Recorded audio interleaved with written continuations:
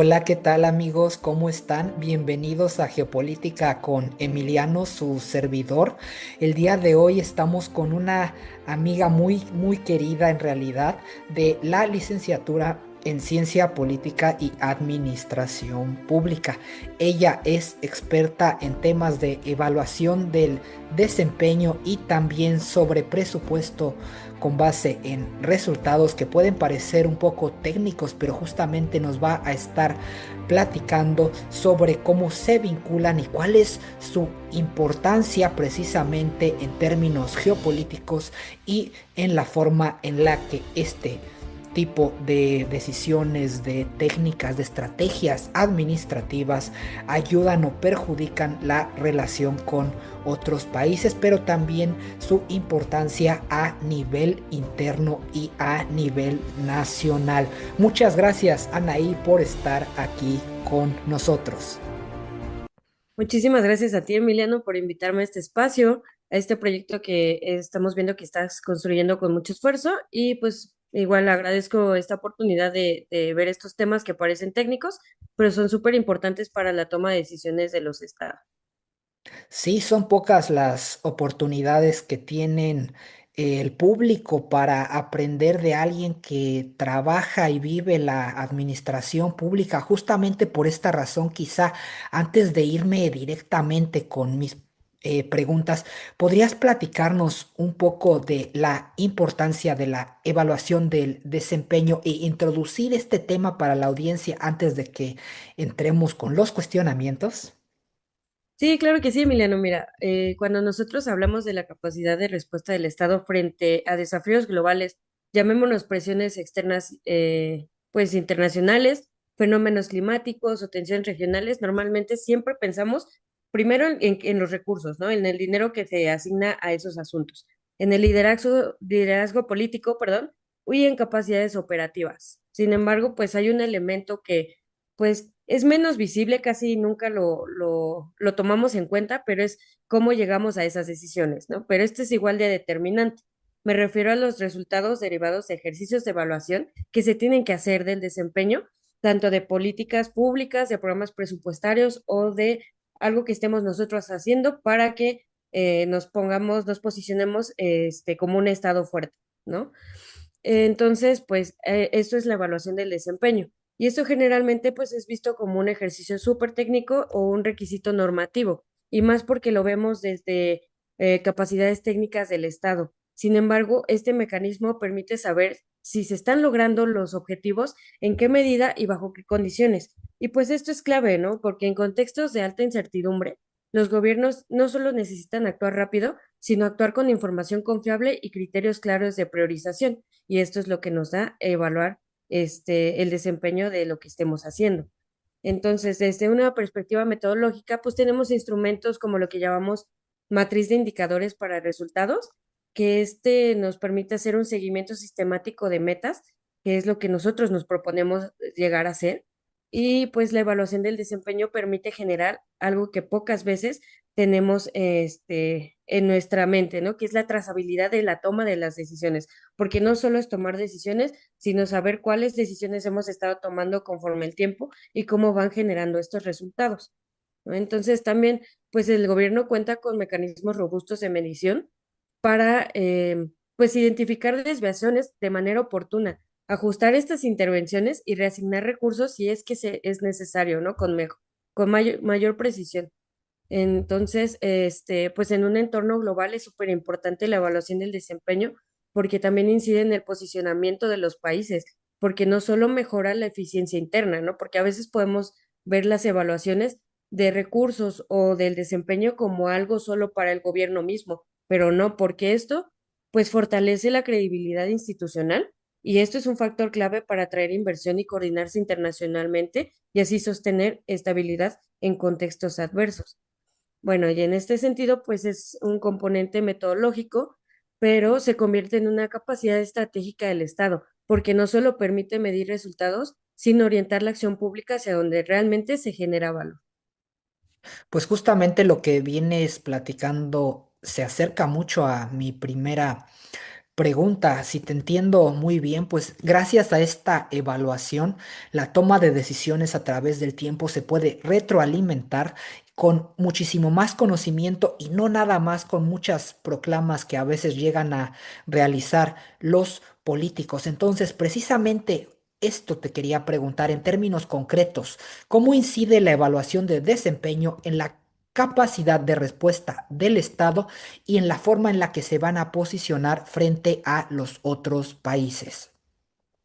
Ok, bueno, sí, es una pregunta muy interesante porque la evaluación de desempeño incide directamente en la capacidad de la respuesta de los países en el nivel en que reduce la incertidumbre en la toma de decisiones públicas. Entonces, en contextos de presión, ya sea por choques económicos o crisis sociales o exigencias internacionales como las que estamos viviendo ahorita, los gobiernos necesitan decidir no solo con rapidez, como lo comentaba, sino con precisión. Aquí es donde la evaluación de desempeño aporta valor porque permite traducir objetos de política pública en evidencias concretas sobre qué intervenciones son necesarias y en qué medidas se van a implementar, ¿no? Entonces, para ilustrar rápidamente esto, que se puede tomar un ejemplo muy sencillo. Entonces, vamos a suponer que nos tenemos que mudar por motivos laborales de donde estamos viviendo y pues en este contexto, la definición de un presupuesto para adquirir no sé, electrodomésticos se vuelve un elemento clave porque esto condiciona decisiones cotidianas. Entonces, pues para nosotros es muy importante cocinarnos, no sé, de manera cotidiana, diario, ¿no? Pues si se puede. Entonces, al evaluar la cocina, precisamente, se identifica qué electrodomésticos van a tener fallas. En este caso, no sé, se identifica que el refrigerador presenta fallas, un electrodoméstico esencial, ¿no? Porque si no, no podemos guardar alimentos, ¿no? Entonces, a partir de ello se analiza cuánto tiempo tenemos con este electrodoméstico, este refrigerador y el desempeño de este mismo, ¿no? Estableciendo un horizonte de tiempo y formulándonos preguntas como si los alimentos son perecederos y los almacenamos desde, no sé, el domingo pasado y si se conservan en condiciones adecuadas, ¿no? También si el equipo mantiene el nivel de enfriamiento esperado conforme a sus especificaciones que vengan en el manual, especificaciones técnicas. Entonces, estas preguntas, precisamente, pues, de evaluación, nos permiten identificar esas brechas entre el funcionamiento actual y las necesidades reales.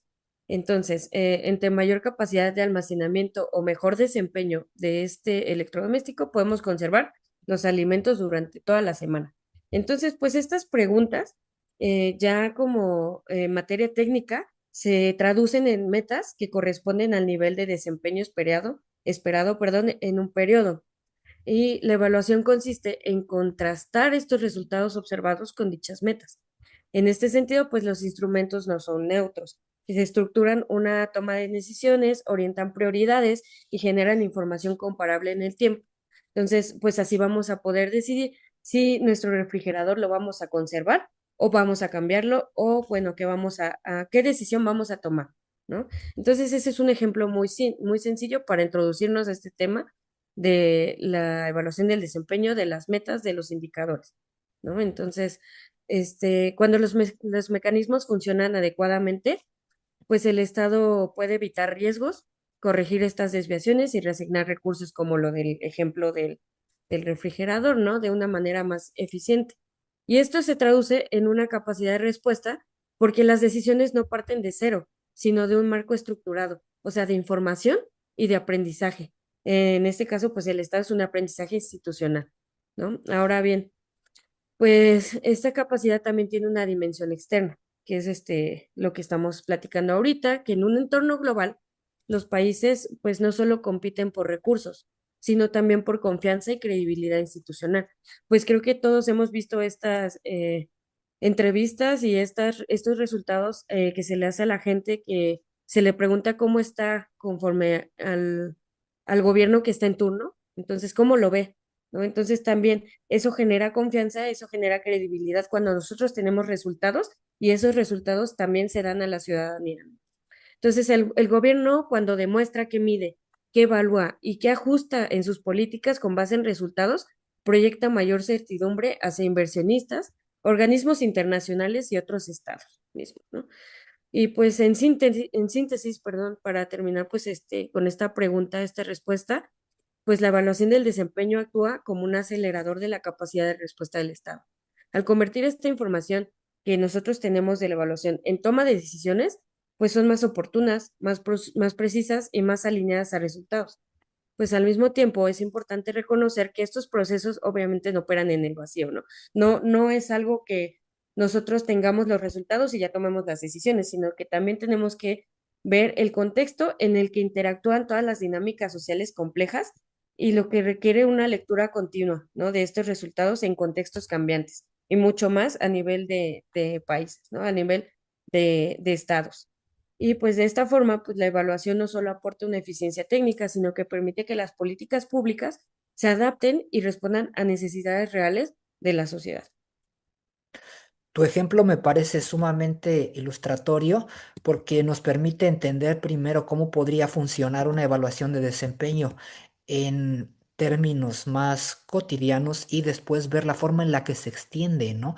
Precisamente, incluso probablemente podría aplicar para cadenas de suministro. Si yo hablo de mi cocina a nivel particular, a lo mejor si yo hiciera una evaluación de desempeño un poco más adecuada, ya me habría dado cuenta que muchos de mis sartenes no tienen teflón y que probablemente los tendría yo que cambiar, ¿no? Y a lo mejor como parte de estas metas, mejorar mi inventario, tratar de cocinar con más frecuencia en casa y de una forma muy similar tal vez a la hora de utilizar todos estos tipos de procedimientos en todo a lo que corresponde también a la exportación. Me imagino que se le puede llamar mucho la atención a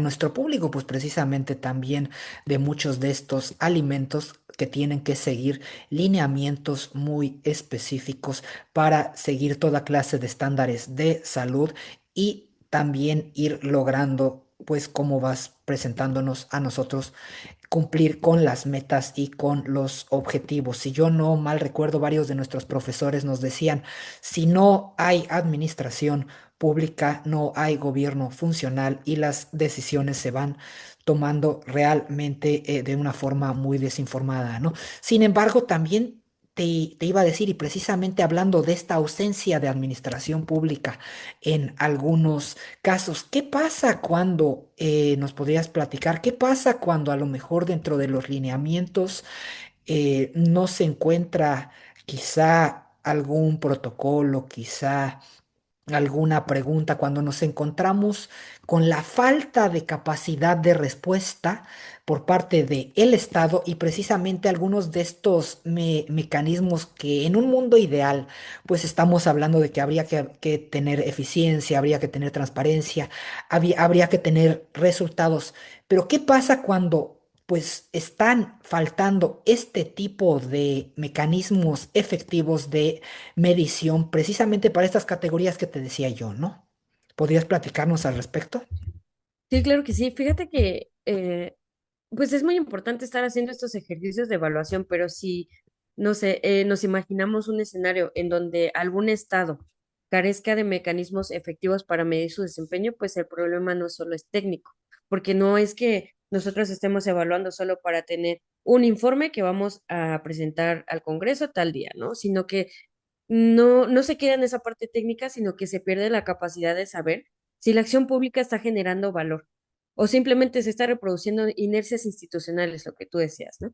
Entonces, pues estas ausencias de mediciones merman las decisiones públicas porque estas decisiones tienden a basarse en información fragmentada, en percepciones o presiones coyunturales y eso es lo que generalmente pues produce inercias o produce una toma de decisiones fallida, ¿no? Que no nos va a dar los resultados que esperamos y que nos va a seguir arrojando los mismos resultados que hemos estado pues tratando de combatir, ¿no?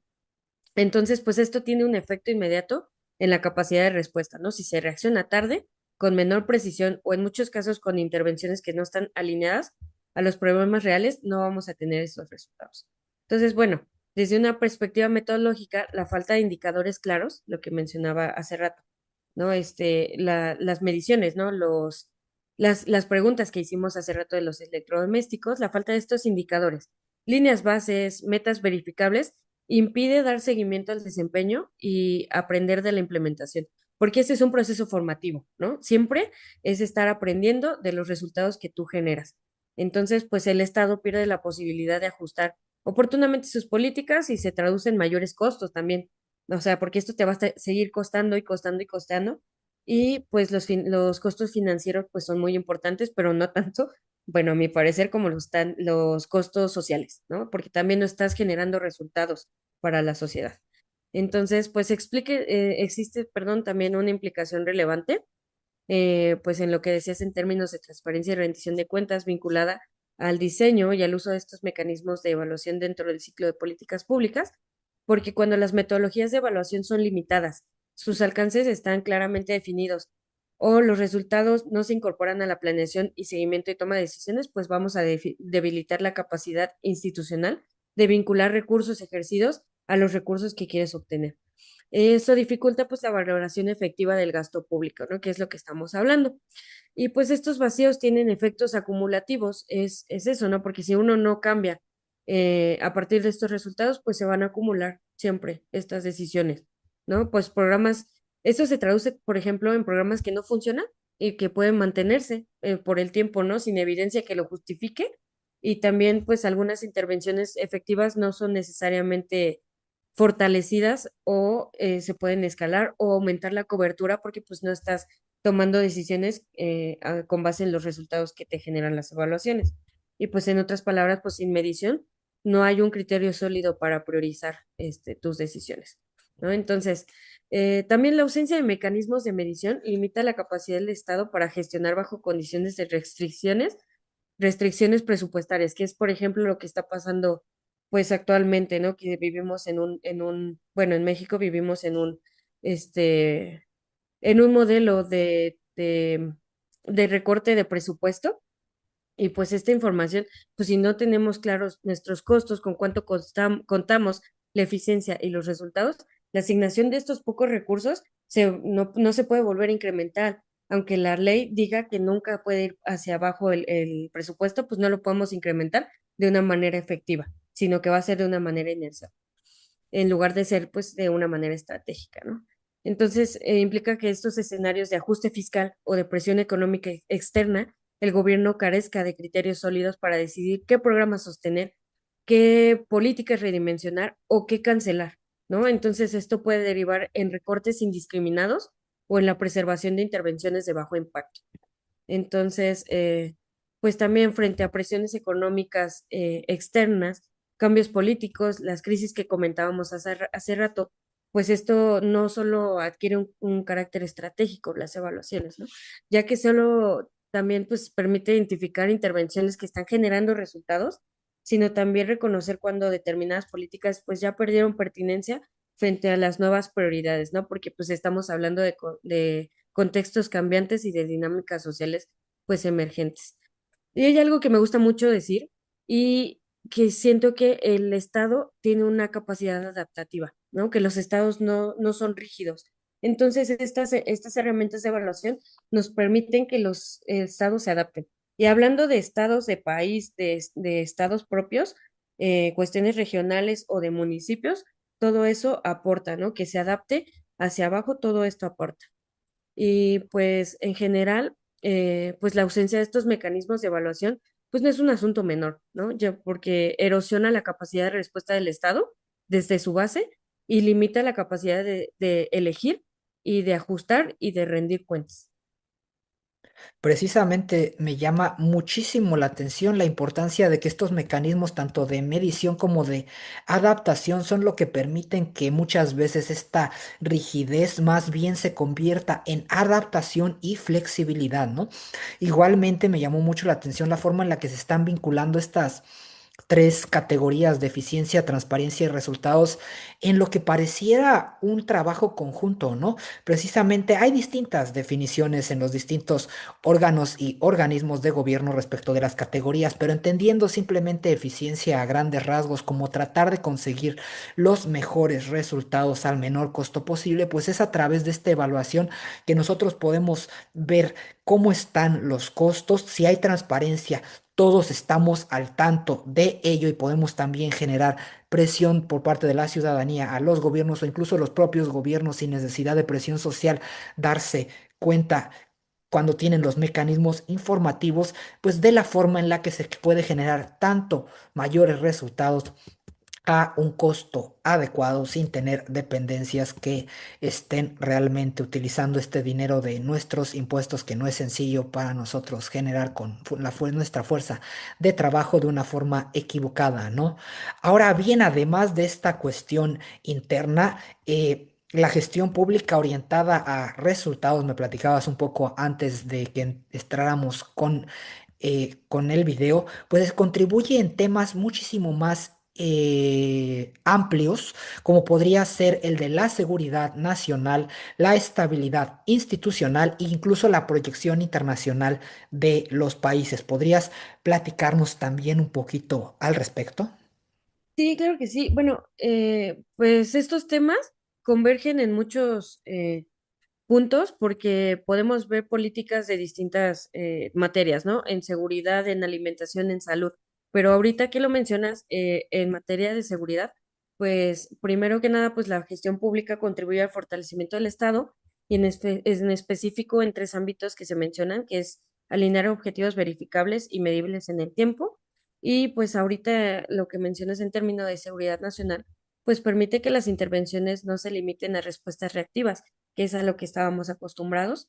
De, por ejemplo, había una emergencia, iban y mandaban un elemento de seguridad, ¿no? Eso es una respuesta reactiva, sino también a la medición sistemática de resultados, que nos va a facilitar identificar patrones, focalizar recursos y evaluar la efectividad de estas estrategias implementadas. Y esto se traduce en una mayor capacidad preventiva y en un margen de error pues más reducido, ¿no? Y ya no estamos en estas respuestas nada más reactivas, reactivas, reactivas, sino que prevenimos también. Y pues aquí me gustaría retomar también un modelo de evaluación también para poner un ejemplo, un ejemplo tangible, ¿no? Que tenemos ya datos y informes ya publicados, un modelo de evaluación y monitoreo que se llama Hotspots Policing. Y pues el Banco Interamericano de Desarrollo tiene una guía por ahí publicada y lo traduce como el policiamiento de puntos calientes. Y bueno, esta es una estrategia que busca focalizar recursos policiales en zonas de alta incidencia delictiva para reducir delitos de manera más eficiente y efectiva, ¿no? Y este enfoque es diferente a lo tradicional, a lo que estábamos acostumbrados, porque incorpora priorizaciones. O sea, prioriza y hace análisis de datos en patrones en lugar de solo patrullar o responder de manera reactiva. Y esto se traduce directamente en que están utilizando los datos que reflejan las evaluaciones. O sea, están evaluando constantemente el desempeño de de estos patrullajes, de estas priorizaciones de puntos rojos y de las respuestas reactivas, ¿no? Entonces, en ese sentido, pues la capacidad de evaluar, obtener datos y analizarlos es crucial porque de ello dependen estrategias de intervención. Entonces, bueno, la guía que les menciono es una guía práctica basada en evidencia para la Policía de América Latina y del Caribe. Y pues esta guía dedica secciones completas metodológicamente hablando para la evaluación. O sea, esto es importantísimo para que se pueda implementar este modelo en cualquier estado. Bueno, en estados que quieran implementar este modelo y que vean que les va a funcionar, pues tienen que tener metodologías de la evaluación robustas, grupos de control, monitoreo continuo y análisis de impacto. Y pues este caso es muy interesante si se quiere tener ejemplos del tema, más de, pues de seguridad, ¿no? Entonces, el resultado de este estudio es que se identifica que el crecimiento progresivo del uso de este enfoque en países de América Latina, pues es muy efectivo, ¿no? Y que incluso en Uruguay, esto generó la necesidad de contar con una unidad de análisis criminal, o sea, específica, que utilice el uso sistemático de la evaluación en la asignación de recursos y la coordinación nacional de la materia. Entonces, pues con este ejemplo creo que se puede exponer cuál es el resultado de estar evaluando constantemente, que nosotros focalizamos, priorizamos y ahí se van las intervenciones.